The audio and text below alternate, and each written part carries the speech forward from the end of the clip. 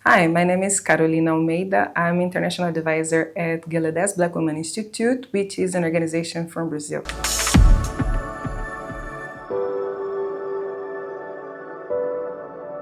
I became a human rights defender once I started working with refugees during university. I had the opportunity to know their struggles, their background, their life project. That was the thing that made me become a human rights defender.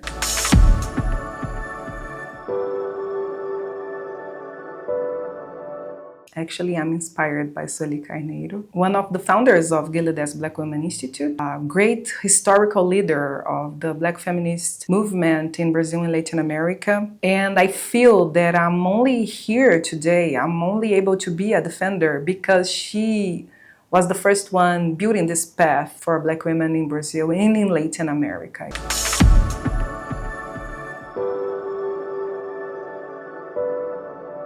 I really want to help to build a future where Black women and girls can live and really thrive, not only merely survive. My goal is really to ensure that Black women are both agents and beneficiaries of sustainable development, with the power, opportunities, and the rights to shape our own futures.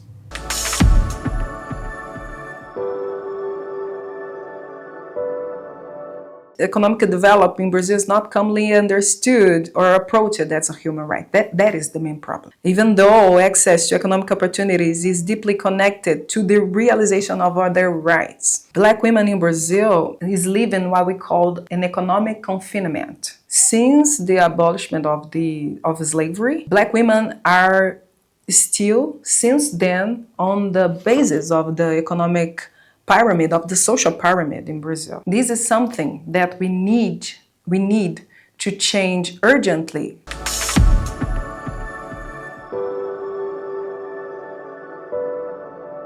The United Nations itself was created upon a system that does not includes the Global South. Global South was not really part of this conversation by that time. Actually, we're still maybe colonies from these countries. So I feel that the colonial roots are still way too deep in these institutions. And this is something that needs to be worked from within. I mean, it's great that they are listening to us, that they are aware of our existence, but if your very framework is still a legacy from colonial times, and it is, then this math doesn't make sense.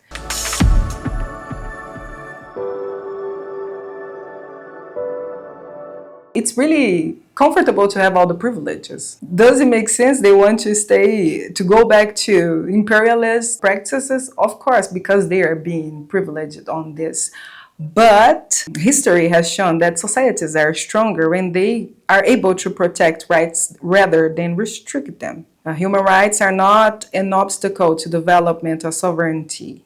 They are essential conditions for sustainable peace, development, stability, prosperity.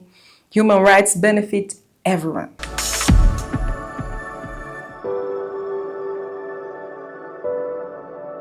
I wish that the international community and the UN can understand that racial justice must be treated as a global priority, not a marginal or identitary issue. Systemic racism also undermines economic growth, weakens democratic institutions, and limits the potential of entire societies. There is no sustainable development without racial justice.